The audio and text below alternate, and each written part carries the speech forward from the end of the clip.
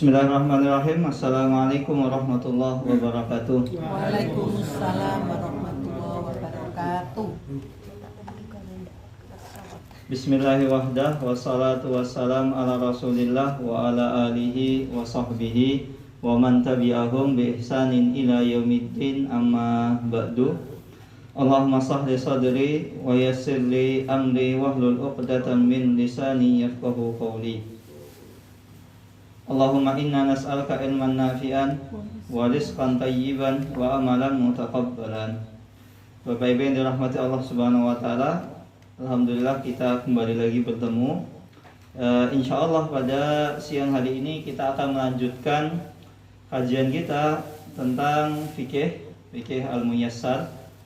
Sudah masuk ke bab permasalahan kelima.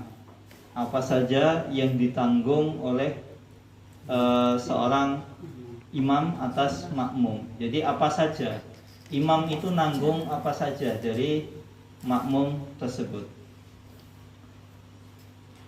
Qala al-mu'allif hafizahullahu taala, berkata penulis kitab Fikih Muyassar, semoga Allah menjaga beliau, yatahammalul imamu 'anil ma'mumi al-qira'ata fi shalatil jahriyah. Jadi seorang imam itu menanggung dari seorang makmum adalah al-qira'ah fi salatil jahriyah, fi salatil jahriyah. Jadi bacaan ketika salat jahriyah. Nah, salat jahriyah niku napa mawon Bapak Ibu sekalian? Maghrib, Isya, Salat jahriyah, maghrib, isya dan subuh. Kalau maghrib isya itu rakaat pertama dan kedua. Kalau subuh semuanya. Nah, itu ketika sholat jahriyah ini imam menanggung bacaan makmum. Jadi imamnya yang baca.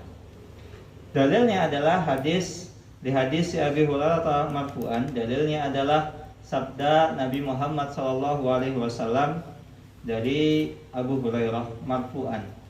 Kalau di kitab aslinya itu tulisannya marfu'an.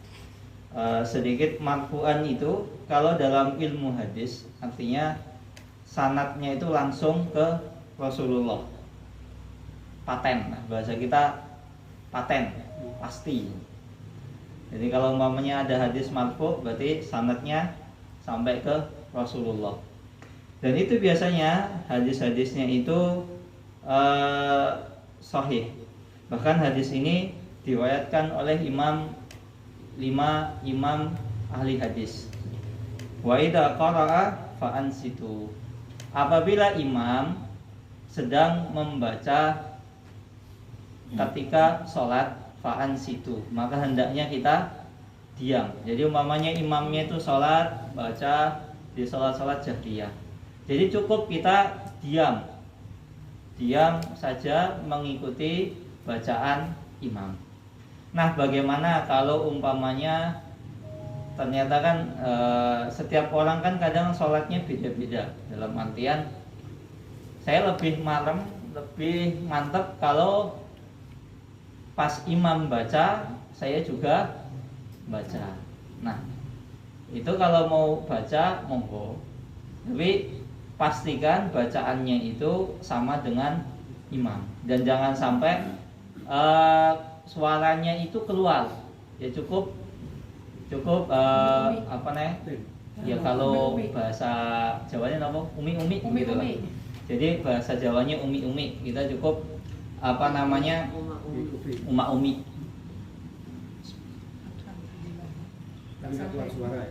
Tapi jangan sampai bersuara, apalagi terdengar sebelah. Jangan tetangga. Kalau tetangga terlalu jauh, Pak. Sebelahnya. Jadi boleh. Ya karena memang ada sebagian ulama mengatakan walaupun sholat jahriyah tetap makmum itu dibebani. Tapi ini memang pendapatnya lebih kuat ketika sholat jahriyah kita cukup mengikuti imam saja. Tapi di sebagian madhab itu boleh, cuma jais. Tapi lebih baik kita mengikuti bacaan imam. Bahkan ketika kita mengikuti bacaan imam, terkadang kita bisa Koreksi. Sambil ngoreksi, sambil mentadaburi, kita umpamanya tahu tafsirnya, tafsir surat ini, umpamanya surat An-Naba, tafsirnya bagaimana, amma yatasaalun. Amma yatasaalun itu tentang apa? An-Naba ayat 1. Nggih, tentang apa niku? Maksudnya tentang Berbicara tentang apa? Amma yatasaalun. Itu tentang sebuah berita. Orang-orang kafir Quraisy itu bertanya-tanya. Anin nabail adim, tentang sebuah berita yang besar. Alladihum fihi yahtalif, alladina hum fihi mukhtalifun. Yang mana orang-orang kafir Quraisy itu mereka berselisih. Ada yang mengatakan berita besar ini tentang kerasulan Nabi Muhammad, tentang hari kiamat, tentang ini, tentang itu, banyak. Ada 3 pendapat. Makanya saran saya umpamanya ada waktu longgar, marilah kita merenungi tafsir juz amma, minimal juz amma. Karena juz amma ini kan memang surat yang hampir dipastikan setiap hari itu kita temuin di sholat. Kita sholat di masjid, imamnya baca juz amma. Kalau umpamanya imam ke sholat sendirian, bacanya juga juz amma. Nah, makanya targetnya kalau bisa bacaan yang kita baca itu kita paham. Sopor-sopor minimal juz 30 kita bisa memahami. Jadi ketika kita baca atau kita menjadi makmum itu enak mendengarnya. Oh, ini tentang ini, oh, tentang ini. Ya walaupun memang salah satu mukjizat Al-Quran itu, walaupun kita nggak paham, itu kita bisa nangis. Ketika kita mendengar seorang membaca Al-Quran, bisa seseorang itu menangis, bisa, karena tidak paham, walaupun dia tidak paham.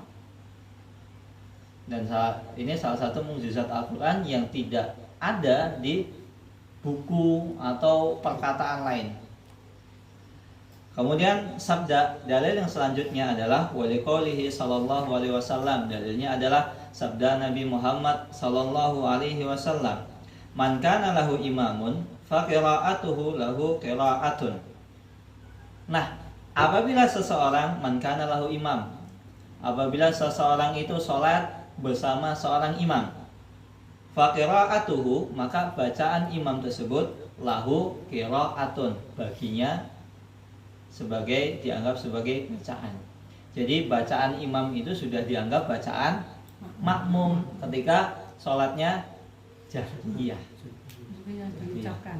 Ya, jadi umpamanya imamnya itu membaca surat Al-Baqarah, ya kita dapat pahala surat Al-Baqarah. Kita nyebatin ya, Tak? Ya, Kita suratnya. cukup mati. Kalau yang Al-Fatihah kan tadi. Kalau Al-Fatihah itu atau setelahnya benernya itu gimana? Al-Fatihah tetap ini jahriyah. Ya, Kalau sholatnya jahriyah kita cukup mendengar saja, menyimak. Kalau kita mau baca nggak apa-apa, boleh. Tapi yang tadi umi tadi. Iya, umi. Terus suratnya kita mendengar. Iya, bila ada yang keliru, mungkin bapak-bapak bisa membetulkan. Bisa membetulkan. Seperti kemarin kan pembahasan ketika imamnya sholat, imam sholat salah. Ya. Nah kalau laki-laki kan membetulkan langsung. Ya. Kalau perempuan bagaimana? Pakai tepuk-tepuk itu. Kalau bacaannya salah. Ya. Kalau bacaan imam salah, perempuan mengingatkan, juga tetap membetulkan. Iya. Tapi dengan catatan laki-lakinya tidak ada satupun yang tahu membetulkan. Tapi imamnya biasanya kebablasan tempat saya. Nah kalau imamnya kebablasan ya sudah, karena nggak mungkin kita mau membetulkan. Mau ngerem. Pak, bentar Pak, stop. Nah ya, saya tadi itu Pak Pamuji juga bolak-balik eling. Itu loh Al-Mulk. Itu ayat 6 dengan 7 itu digandeng. 7 sama 8. Ya, Oh, 7 sama 8. Ya, jadi digandeng. Waduh, iki sing separo iki, Nggih. 7 sing separo 8. Wis meneng ae lah. Ada yang sebelahnya Pak Muji itu sudah mengingatkan tapi rodok. Halo. Ya tidak seru banget lah. Oh ya. Terus sampai rumah Pak Muji. Masalahnya yang punya masjid itu loh. Nah, terus akhirnya Pak Muji ya apa tapi wis ora usah mau kae diingatkan ya tetep bablas baik. Ya kalau umpama kita sudah mengingatkan tetap ngeyel ya sudah. Ya sudah. Pokoknya Ya yang penting sudah. kayaknya rodok ngerti. Nah, menurut yang dalam penting hati ya kita. itu urusanmu, kamu yang nanggung. Ya sudah. Kita sudah berusaha mengingatkan dan membetulkan. Yang nanggung imamnya. Yang nanggung imam. Oh, ya wis lah. Manut wae. Kemudian kita lanjutkan wa amma fis sirriyati, dan adapun salat-salat sirriyah, salat-salat yang sirriyah ini seperti contohnya salat duhur, salat asar itu sirriyah. Nah, ketika salat sirriyah fa innal imam la yatahammal qira'atul Fatihah anil ma'mum. Ketika salat sirriyah maka imam itu tidak menanggung bacaannya makmum. Jadi makmumnya harus baca sendiri. ya, rakaat pertama ya baca Al-Fatihah, kemudian ayat surat atau ayat setelah Al-Fatihah ya monggo boleh kul huwaile boleh. Terus mau baca umpamanya Al-Baqarah ayat 1 alif lam mim Allahu Boleh. Akbar. Oh, boleh. Boleh. Tapi kalau yang Ya, pelit boleh. gitu ya, mesakne. Boleh, Bu. Umpamanya bacanya qul a'udzu birabbin nas. Udah. Ya kalau kita nggak, Hah? Pelit. Kalaupun kita nggak baca setelah Al-Fatihah kan juga tetap sah. Oh. Nah kan kemarin kita sudah jelaskan bacaan setelah Al-Fatihah itu hukumnya sunnah. Yang wajib itu adalah bacaan Al-Fatihah. Jadi Al-Fatihah harus kita baca. Jadi kalau misalnya kita itu jamaah, tapi bari Qul a'udzu birabbin nas baru dapat 1 ya enggak apa-apa ya, Nggak kan apa-apa. imamnya sudah langsung. Nggak apa-apa. Umpamanya contohnya imamnya baca, kemudian salah, lupa, blank, langsung rukuk boleh. Intinya kan ayatnya sudah harus sempurna. Kecuali kalau umpamanya ayatnya terputus, ya itu umpamanya tiba-tiba ayat baru ayat 9 blank, tengah-tengah, nggak ngerti, diulangi ayat 8 kemudian rukuk, boleh, cukup, nggak masalah. Kalau langsung salah tapi terus langsung rukuk Mending diulangi dulu, Bu. Oh, Biar sebelumnya. dikira sebelumnya. itu sudah ayat sempurna, padahal itu ayatnya kan terpotong. Nah, bahayanya kalau ayat terpotong itu bisa jadi maknanya berubah. Umpamanya kita lupa wailul lil musallin, ayat setelahnya apa ya, blank, langsung rukuk, kan bahaya. Celakalah bagi orang-orang yang sholat, padahal penjelasannya itu setelahnya wailul lil musallin Jadi lebih baik. alladzina hum an sholatihim sahun. Oh, jadi mengulangi depannya Iya, utuh. utuh. Oh, gitu. Berubah, yang harusnya maknanya baik jadi jelek, yang makna harusnya dia umpamanya orang kafir dapat adab malah terputus. Jadi apa ini, jangan-jangan dapat nikmat, karena sebelumnya ayat tentang orang-orang penduduk surga mendapat nikmat, kemudian disambung ayat setelahnya. Ternyata ayat setelahnya ini berbicara tentang adab orang kafir, kita blank. Jadi secara makna ayat sebelumnya dengan ayat setelahnya itu jadi satu. Jadi seakan-akan orang kafir yang harusnya dapat adab malah dapat surga, dapat nikmat. Jadi kita ulangi ayat sebelumnya gitu. Oh, berarti setiap ayat memang ada sambungannya itu ya. Ya. Kadang berlawanan berarti kan. Iya. Yang tadinya surga terus kafir. Terkadang dalam beberapa ayat setelah berbicara tentang penduduk surga berbicara tentang penduduk neraka, atau sebelumnya berbicara tentang penduduk neraka kemudian berbicara tentang penduduk surga. Jadi agar menghindari seperti itu, maka lebih baik ayat sebelumnya itu disempurnakan, ayat sebelumnya kita baca ulang kemudian baru rukuk, itu kalau blank. Begitu. Ada pertanyaan? Nanti pertanyaannya setelah kita selesai atau dibuka tanya jawab, mohon, biar nanti nggak apa namanya nggak terpotong. Al-mas'alatus sadisah, permasalahan ke-6, musabaqatul imami, musabaqah imam. Musabaqah ini kan apa nggih? Musabaqah kan biasanya lomba ya. Nah, lomba. Ini dalam sholat itu juga ada musabaqah. Tapi musabaqatul imam maksudnya mendahului gerakan imam. Nah, apakah boleh atau tidak? Nah, kita jelaskan. Kata mu'allif hafizahullahu taala, La yajuzu lil ma'mumi musabaqata imamihi. Tidak boleh bagi seorang imam, seorang makmum, la yajuzu lil ma'mum, tidak boleh bagi seorang makmum untuk mendahului gerakan imam. Jadi umpamanya imamnya belum rukuk, kita malah rukuk duluan. Imamnya belum iktidal, masih rukuk, kita sudah iktidal. Sambil ngilik-ngilik lagi, kok ini imamnya mau bentar lagi mau iktidal. Baru mau ngangkat, kita sudah ngangkat tegak. Atau umpamanya imamnya baru mau duduk di antara dua sujud, kita sudah ancang-ancang ambil duduk duluan. Nah, bagaimana kalau seandainya ada beberapa orang itu kalau sholat kan kadang kita susah, umpamanya encok lah atau apa. Jadi kalau umpamanya nggak ambil ancang-ancang, itu ketinggalan sholatnya. Nah, bagaimana solusinya? Kalau umpamanya memang dengan encok tersebut bisa jadi kita mendahului imam, maka lebih baik kita ambil antisipasi, mungkin dengan duduk di kursi, karena duduk di kursi kan boleh kita sholat. Loh, bukankah kita masih bisa berdiri? Iya, karena memang salah satu seseorang itu boleh sholat tanpa berdiri, duduklah atau berbaring, kalau memang step sebelumnya itu nggak bisa. Seseorang kan nggak boleh duduk sholat sambil duduk, itu kalau kita benar-benar nggak bisa berdiri. Lah ini kan masih bisa berdiri, kok duduk? Nah, ini karena ada sebab lain.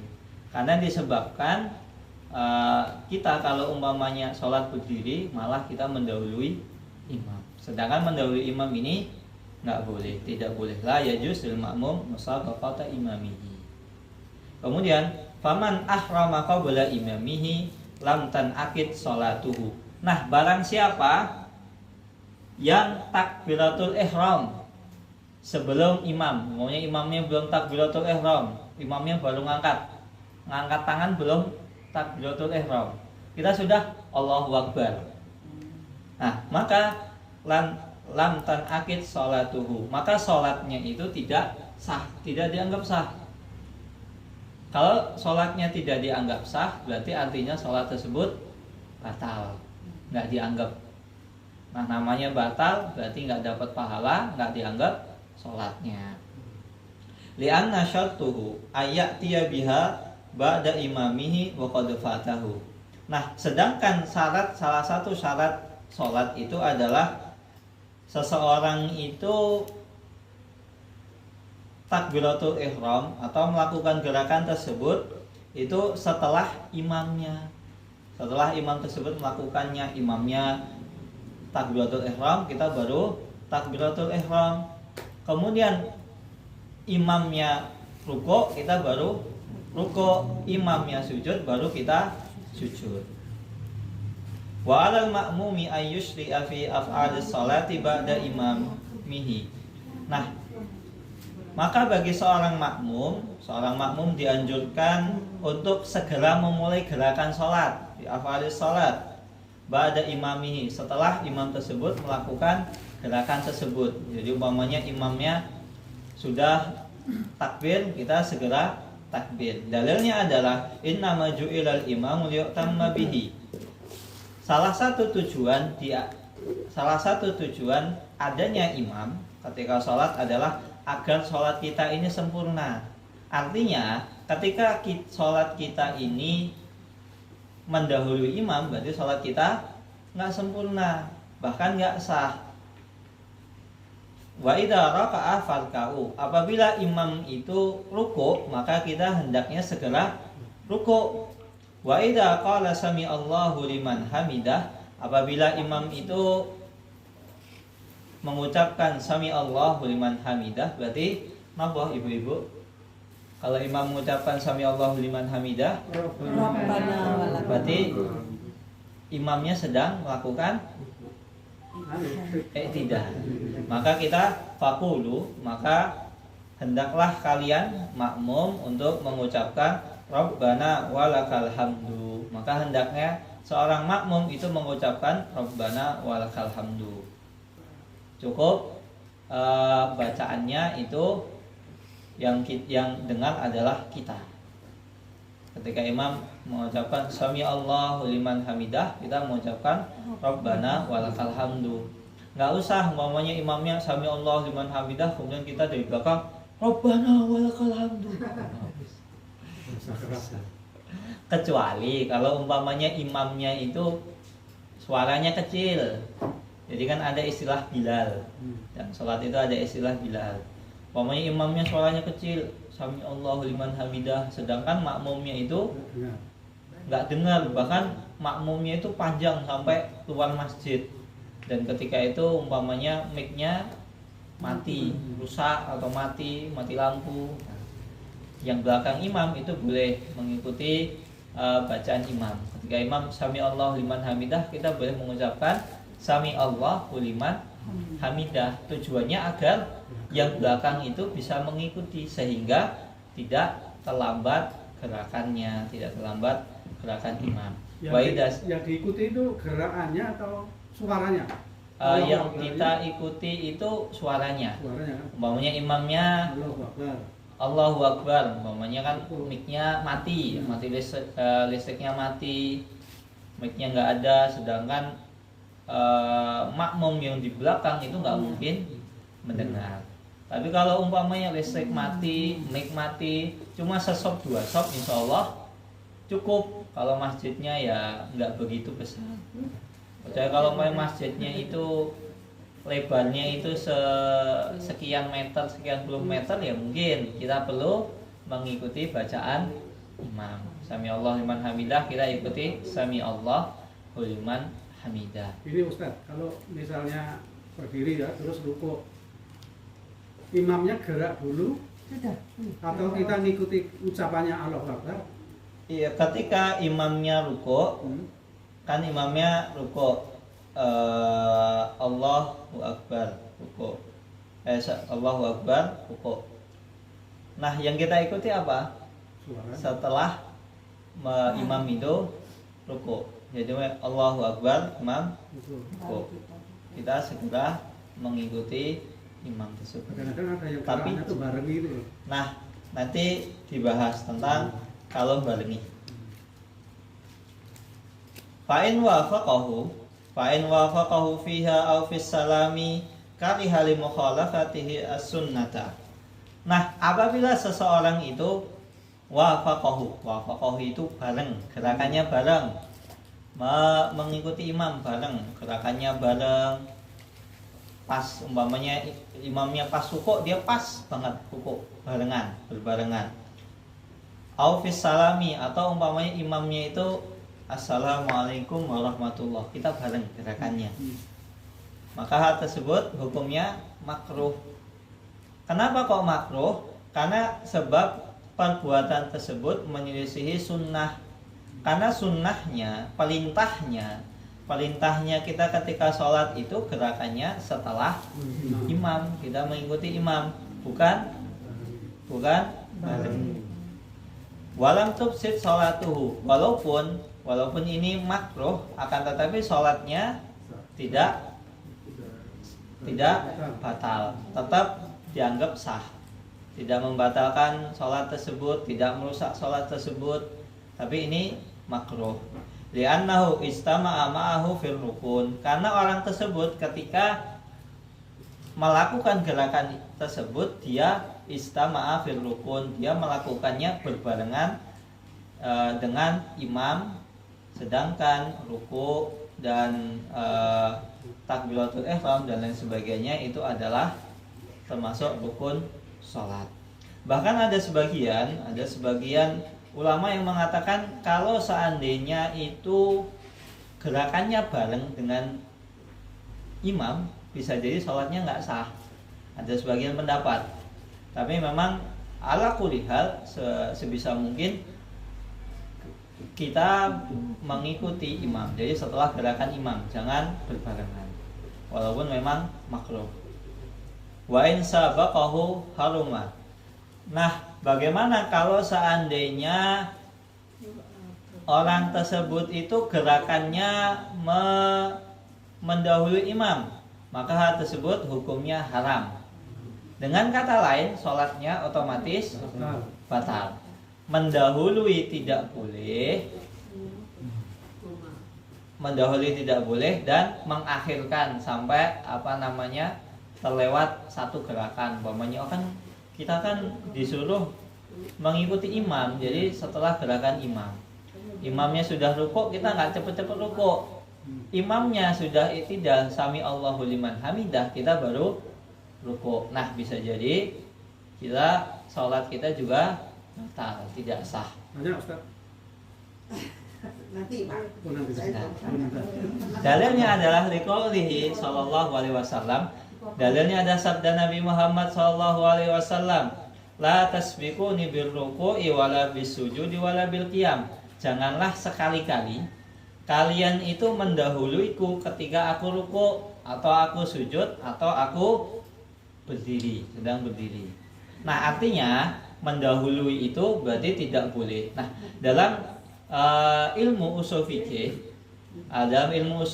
itu an-nahyu yaqtadi tahrim. Ketika seseorang itu ada larangan, maka hal tersebut menunjukkan bahwa hal yang dilarang itu haram hukumnya untuk kita lakukan. Nah, kalau haram berarti batal. Wa nahyu yaqtadi tahrim, sedangkan larangan itu menunjukkan bahwasanya perbuatan tersebut itu diharamkan. Begitu juga dalilnya setelahnya adalah hadis dari Abu Hurairah marfu'an. Hadis tersebut itu sampai ke Rasulullah SAW. Amma yahsyalladhi yarfa'u ra'sahu qabla al-imami ayyuhawwilallahu ra'sahu ra'sa himar. Apakah kalian tidak takut seandainya kalian itu mengangkat kepala kalian sebelum imam melakukannya? Jadi umpamanya imamnya masih ruku, kita sudah mendahului untuk i'tidal. Ayyuhawwilallahu ra'sahu ra'sal himar. Nah, bisa jadi dengan seseorang itu mendahului gerakan imam, maka Allah Subhanahu wa taala akan merubah kepalanya, menjadi keledai. Jadi kepala jadi kepala keledai, kan serem. Nah, di sini ada rahasia. Kenapa kok orang yang mendahului imam itu Allah rubah menjadi kepalanya kepala keledai? Kira-kira ada yang tahu kenapa kok menggunakan keledai, nggak singa, macan gitu, atau monyet, atau umpamanya unta, biar dikira kadulun sekalian.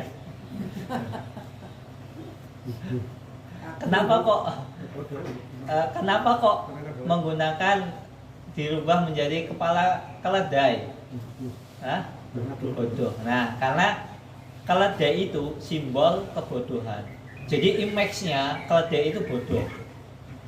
Kenapa? Image dari keledai itu adalah bodoh. Orang bodoh itu kan orang yang pandai, dikatakan seperti keledai. Nah, sedangkan wajhu munasabah, segi persamaan antara keledai dengan orang yang mendahului gerakan imam adalah dari segi kebodohan. Nah, orang yang ketika kita mendahului imam, sholatnya enggak sah. Mengakhirkan dari gerakan imam, sholatnya juga enggak sah. Kalau seandainya dia pengen cepat-cepat sehingga mendahului imam, tetap saja sholatnya selesainya juga bareng imam. Kalau umpamanya mau mengakhirkan, ya sama aja, sholatnya juga selesainya bareng imam. Jadi seakan-akan orang tersebut dikatakan bodoh. Kowe cepet-cepet rampungnya bareng karo imam.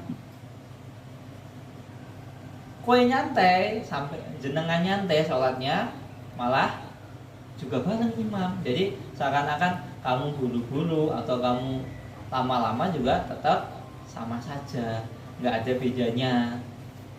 Makanya dikatakan orang tersebut orang yang bodoh. Ngebut juga selesainya bareng, ya kecuali kalau imamnya ngebut gitu. Sholat taraweh cuma 10 menit. itu nggak sah karena nggak tumakninah. Sedangkan tumakninah itu kan rukun sholat. Monggo kalau ada pertanyaan. Itu ada lah Pak. Iya. Ribon? Maksudnya ada yang sudah Ada yang? apa menjadi ada sebagian ulama yang mengisahkan seperti Ibnu Qayyim Jauzi rahimahullahu taala, beliau pernah mengisahkan tentang seseorang yang wajahnya itu Allah rubah menjadi keledai. Jadi entah bagaimana Ibnu Jauzi nggak merincikan apakah hidungnya kayak keledai, kemudian mulutnya kayak keledai, atau Allah rubah sifatnya. Tapi dari cerita beliau, orang tersebut Allah rubah seperti keledai. Entah wajahnya, bisa jadi wajahnya atau sifatnya. Jadi orang yang aslinya pintar tiba-tiba bodoh. Nah, begitu. Banyak Ustaz. Monggo Pak Muji. Tadi yang mengakhirkan apa selesai sama imam itu termasuk tidak sah. Nggih. Nah, kalau sujud akhir imam sudah duduk tahiyat akhir, Ya. tapi ada makmum yang sujud lama. Berlama-lama. Lama-lama. Begitu yang imamnya sudah selesai salam, dia masih doa karena masih ketinggalan tadi. Itu gimana itu? Bisa jadi sholatnya nggak sah Pak.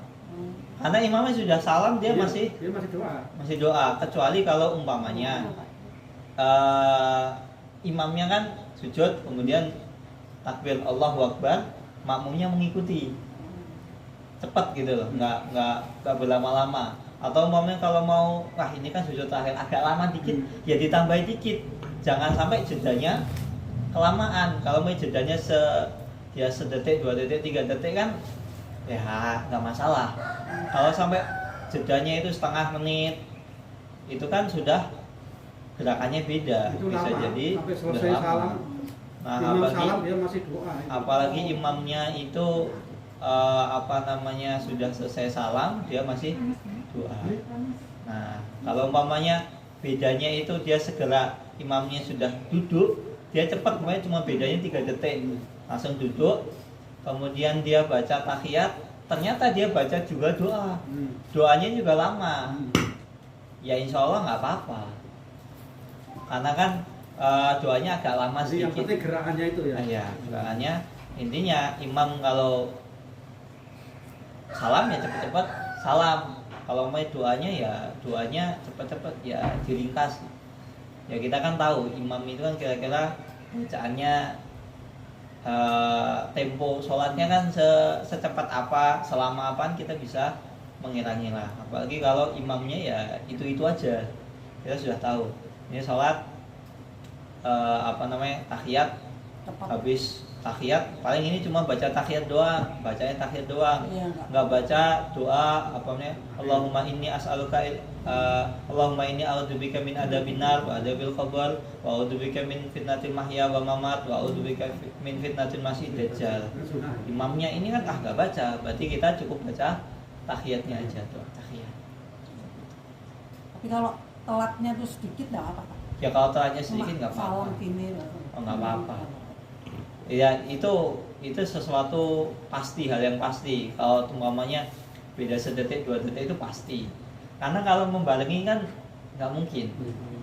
Enggak, kadang sudah salam gini kita masih. Oh ya, umpamanya imamnya sudah assalamualaikum warahmatullah Ya. kanan, terus imamnya sudah kiri, kita baru kanan, nggak ya. apa-apa.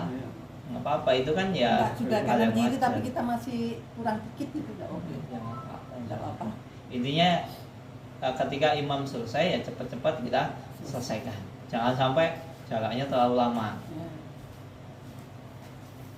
Atau umpamanya imamnya sudah dikir astagfirullah kita baru salam, Baru salam. assalamualaikum warahmatullah, assalamualaikum warahmatullah. Nah, kan lama. Apalagi imam kan kadang kalau umpamanya imam sholatnya pakai mic itu kan harus sholatnya kan melepas mic dulu, Ya. nyantelin, kemudian ngadep ke jamaah muter. Nah, itu kan udah paling nggak udah setengah menit. Nah, paling cepet ya 15 detik, udah lama itu. Makanya jangan sampai jaraknya itu terlalu jauh dengan imam. Ada pertanyaan lagi, monggo. Kalau tidak ada pertanyaan, kita lanjutkan ke permasalahan ke-7. ahkam mutafarriqah fi imamati wal jamaah. Jadi hukum-hukum yang berkaitan dengan sholat jamaah dan hukum-hukum imam. Yang pertama, wa minal ahkamil muta'alliqati bil imamati wal jamaati ghairu ma taqaddam. Nah, ada hukum-hukum yang ternyata hukum-hukum ini tidak termasuk hukum-hukum sebelumnya, tidak disebutkan hukum pada permasalahan sebelumnya. Yang pertama adalah istihbabu qurbi ulil ahlami wan nuha minal imami. Fa yuqaddimu ulul fadli wal aqli wal hilmi wal anati khalfal imami wa qariban minhu. Disunahkan, disukai orang-orang yang ulil ahlam. Ulil ahlam ini orang-orang yang jiwanya lembut, pelangainya lembut, orangnya lembut itu berarti orang-orang yang kalau orang yang dewasa, orang-orang yang sudah dewasa, orang-orang yang biasanya kalau anak muda kan sifatnya kan gusa-gusu, lalu dasdes ya, bagus dasdes bagus. Nah, orang-orang yang ahlami, orang-orang yang lembut, jiwanya lembut, dewasa, wanuha, dan orang-orang yang berakal. Begitu juga orang-orang yang mempunyai keutamaan, bagi orang-orang yang memiliki jabatan, keutamaan, orang-orang yang dipandang di masyarakat. Ini ketika sholat hendaknya mereka ini dekat dengan imam. Orang-orang yang berakal itu bukan cuma orang-orang yang berakal aja, cuma harus dewasa. Salah satu faedahnya apa? Jadi ketika umpamanya imamnya itu salah, ya dia bisa menyikapinya dengan benar, membentuknya dengan benar. Karena kadang umpamanya bisa jadi anak muda, dia tahu hukumnya, orang salah, sudah tak koreksi, nggak mau ya wes, ya sudah. Tapi biasanya kalau anak muda kan agak ini kok dikandani kok angel sih, mentang-mentang imam kok dibenernya nggak mau. Ya orang-orang yang bijaksana, orang-orang yang berakal itu perlu dekat dengan imam. Batasnya berapa kali Ustaz? Mengingatkan imam salah subhanallah itu batasnya berapa kali? Kalau mau diingatkan subhanallah ternyata Tahu. Tetap lanjut ya sudah. Kita subhanallah tetap lanjut ya sudah. Bisa jadi kan pertama bisa jadi ya kita yang salah atau imamnya yang memang ini kayaknya bener kok, gerakan saya bener, ya sudah. Kita mengikuti imam. Ternyata gerakannya salah. Nanti kita ingatkan ketika kita selesai sholat. Pak, ngapunten tadi Pak Imam tadi gerakannya salah. Tadi sudah saya ingatkan tapi sepertinya kok lanjut. Oh gitu ya Pak. Oke, matur nuwun. Saya kira tadi itu gerakannya sudah benar. Saya kira ini rakaat ke-3. Oh ternyata rakaat kedua toh. Kan itu enak gitu. Tapi makmum yang dilakukan makmum, kalau misalnya imam itu salah, harusnya 4 rakaat tapi dia nambah 5 berdiri lah. Makmum ikut berdiri atau enggak? Ikut. Ikut. Iya, makmumnya tetap ikut, tetap ikut. Harus setelah selesai diingatkan. Ya. Kalau selesai kita ingatkan. Apalagi kalau imamnya itu ternyata sudah posisinya kan sudah berdirinya sudah tegak, sudah sempurna. Tapi kalau main berdirinya belum sempurna ya kita ingatkan kemudian kita ingatkan, kemudian kita ikuti gerakan imam tersebut walaupun imam tersebut salah. Jadi walaupun imamnya itu sampai 5 rakaat, makmumnya juga ikutin aja. Ya, tetap ikut gerakan imam. Walaupun memang ada sebagian mengatakan kalau imamnya itu nambah rakaat dan kita tahu, kita ini tahu ya, kita tahu. Kalau kita tahu tetap kita nggak ngikuti, tetap duduk. Tapi kalau kita umpamanya tak ingatkan, kok imamnya malah nambah, perasaan ini 4. Oh, kita tiba-tiba kita malah yang ragu kita. Oh, bisa jadi imamnya benar. Dugaan kita salah gitu loh. Oh, ternyata imamnya benar, bisa jadi ini rakaat keempat. Imamnya nganggap rakaat keempat, kita nganggapnya rakaat ketiga, atau imamnya imamnya nganggap rakaat ketiga, kita nganggap rakaat keempat. Tapi pernah kejadian Ustaz, itu satu masjid imamnya harusnya sudah 4 duduk ya, terakhir dia berdiri, tapi sudah diingatkan sama makmum, subhanallah, tapi tetap berdiri, akhirnya makmum itu duduk semua. Nah, kalau makmumnya itu tahu semua, dalam artian makmumnya tahu, ya tetap nggak ngikuti imam. Boleh ya berarti? Boleh.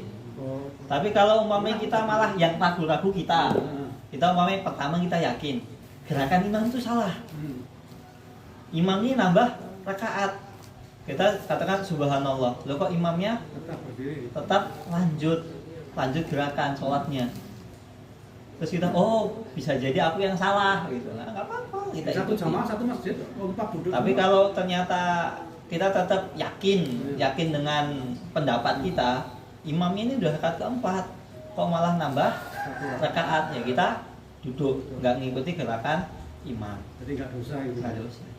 Tapi kalau umpamanya malah kita yang jadi ragu mengikuti imam, ya kita tetap ikuti. Saya menambahi pertanyaan dari Pak Sabar, ya. Fungsi sujud sahwinya ada nggak? Fungsi sujud sahwinya itu ada nanti setelah selesai sholat. Nah, sabar. Umpamanya kan makmumnya itu tahu semua ini rakaat keempat, imamnya Salah. tetap yakin ini baru rakaat ketiga, makanya imamnya tetap nambah 1 rakaat, ya makmumnya duduk semua. Nah, ketika imamnya itu sudah tahiyat, ya kita ikut tahiyat, bukan kita dahului tahiyat kita nunggu imam tahiyat. Oh, gitu. Ya, tetap nunggu. Balik berarti dulu. Ya walaupun makmumnya sadar semua ini rakaat keempat, imamnya ngirain rakaat ketiga sehingga nambah 1 rakaat. Ya kita nggak boleh dului, kita langsung tak tahiyat dhisik lah. Mumpung. Ya jangan. Kalau tahiyatnya belum, maksudnya langsung dari belum, tapi duduk tahiyat akhir sudah semua. Ya nggak apa-apa, kalau duduk Kita tahiyat diem, semua, ya udah kan nggak Kita masalah. diam aja. Ya kita diam aja nunggu sampai imam tersebut tahiyat, duduk tahiyat, imam mulai tahiyat baru kita ikut tahiyat. Nah, nanti sujud sahwinya bagaimana? Ketika imam selesai sholat salam, assalamualaikum warahmatullahi wabarakatuh, pendapat kita. Jangan sampai hal seperti ini boleh, jangan sampai menjadikan perpecahan gitu. Kandang ngangel ini, ya sudahlah, lupakan. Mungkin beliau Pak Imam lebih yakin dengan pendapatnya, kita lebih yakin, dan ini nggak masalah gitu loh. Sedangkan imam merasa sholat saya kurang, ya harus dilengkapi. Makmum yang merasa sholat saya sudah lengkap, ya sudah, tinggal nunggu imam tahiyat mawon. Jangan sampai menjadi perpecahan gitu ini. Malah ditambah-tambahin. Memang Pakku emang kadanannya angel kok. Jangan. Makmumnya tuh duduk semua, tapi maunya imam tuh ngikuti gitu loh. Nah kalau imamnya tetap setelah itu dikasih tahu nggak mau, ya sudah, wis lah, nggak usah, wis lupakan. Daripada nambah penyakit hati, Pak. Karena salah satu bahaya kalau kita ini punya penyakit hati berkepanjangan, nggak selesai, nanti ibadah kita itu jadi terkontaminasi, susah jadi ikhlas, nganggap orang lain. Pertama kita nganggap suudzon itu sama Pak Imam tadi, satu orang, karena kita udah kebiasaan, memang adanya angel kok, nanti bisa jadi apa?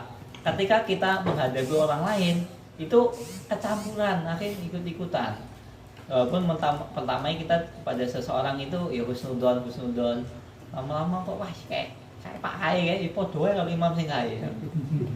Kalau udah hati kita rusak, gampang suudzon, gampang berprasangka buruk kepada orang lain, ibadah untuk ikhlas itu susah. Jadi ketika ibadah itu pengennya pamer, atau enggak umpamanya mengharapkan dunia dan lain sebagainya. Dan ini terbukti. Makanya hati ini kan hal yang paling penting. Menjaga hati itu kan penting. Tombol hati itu penting. Makanya kita harus jaga-jaga benar hati kita. Jangan sampai ternodai atau terkotori. Tapi Ustaz, hukumnya itu sebetulnya memperbaiki kesalahan yang dilakukan oleh imam itu apa namanya, wajib enggak? Ya kalau umpamanya imam melakukan kesalahan, kita tahu, ya wajib kita tahu. Tapi terkadang kan kita terkendala.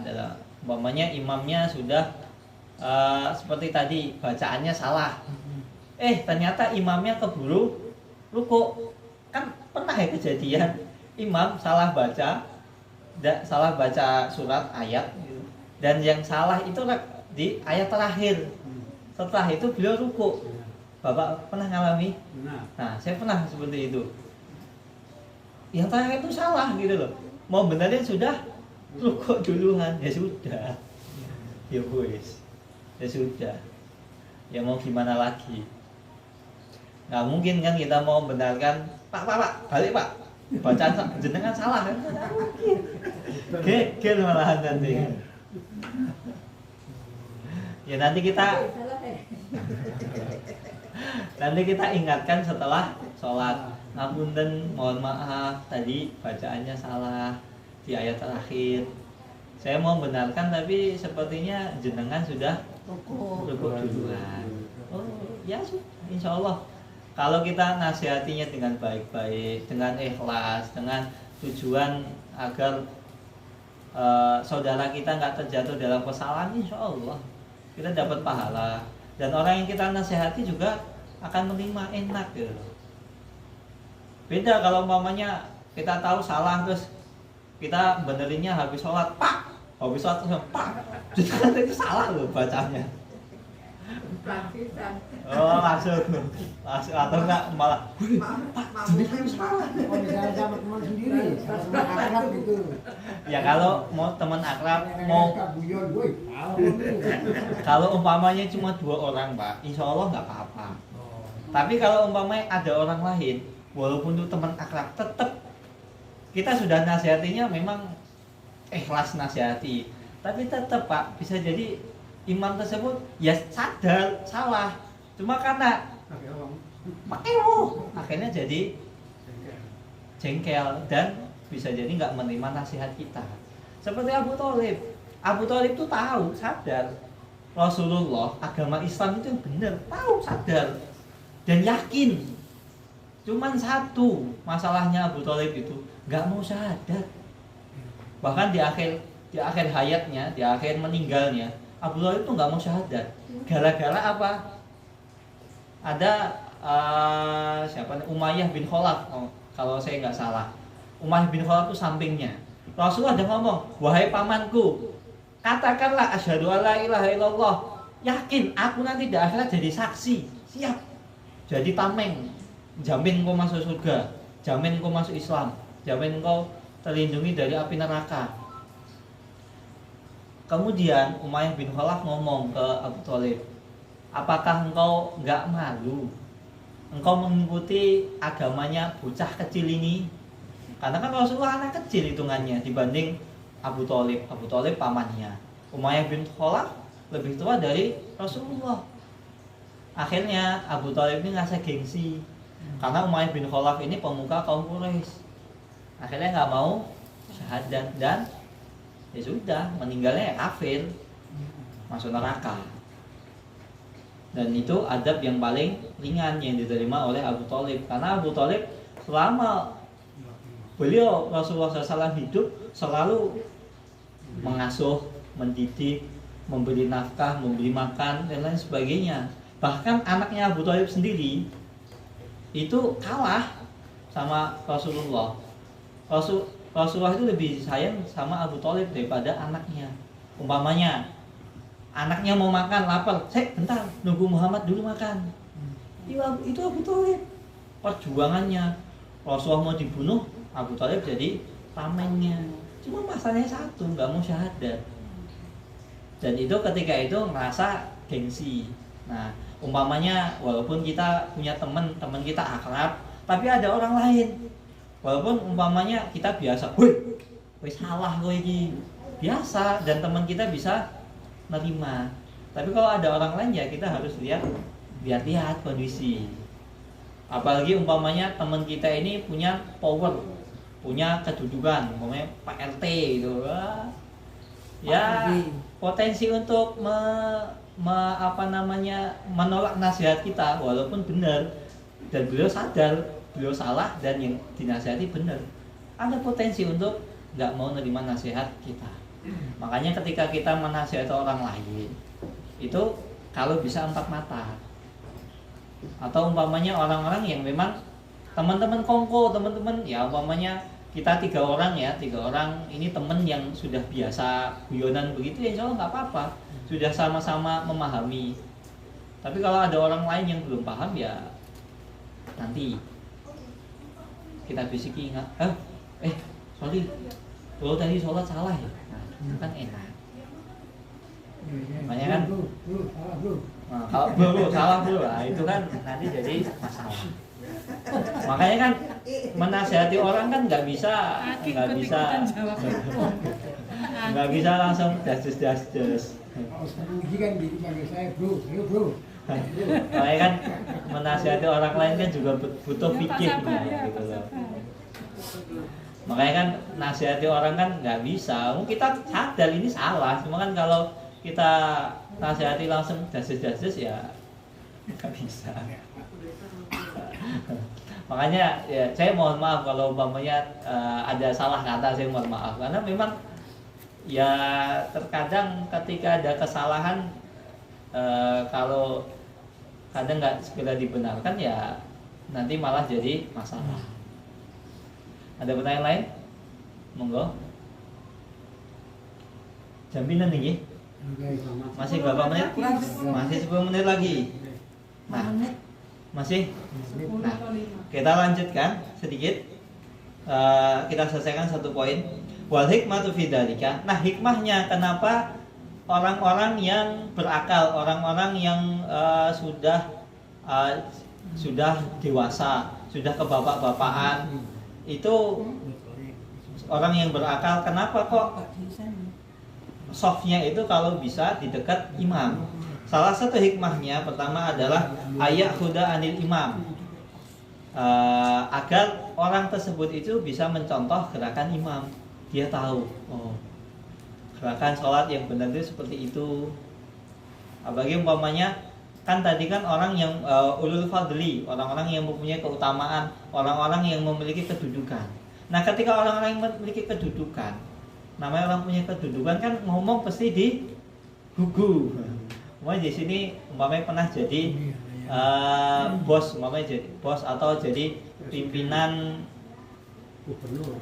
Pimpinan instansi, umpamanya jadi pejabat. Kan otomatis anak buahnya nurut ya sama bosnya. Kamu tuh nggak boleh begini ya. Ya walaupun kadang nasihatnya salah tetap begini. Iya kan?